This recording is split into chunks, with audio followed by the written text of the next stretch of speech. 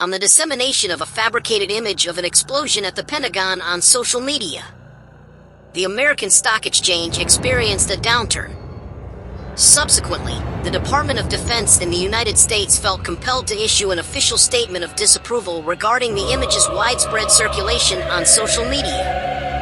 According to foreign news agencies, this image, which has been deemed a product of artificial intelligence ingenuity by numerous observers, sheds light once again on the societal implications of modern technology. The fabricated image of an explosion at the Pentagon quickly shook the American Stock Exchange within a matter of hours, prompting American authorities and investors to express their concerns over the image's falseness.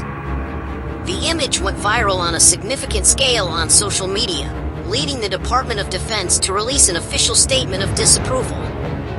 Several accounts on social media also reported the viral image, necessitating an official statement from the Pentagon to assure the public that no such incident had occurred in our surroundings.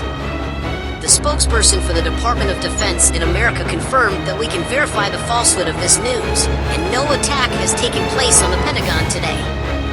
Investigations have revealed that the first tweet to share the image was from an anonymous account seeking to spread confusion, disseminating misleading information initially.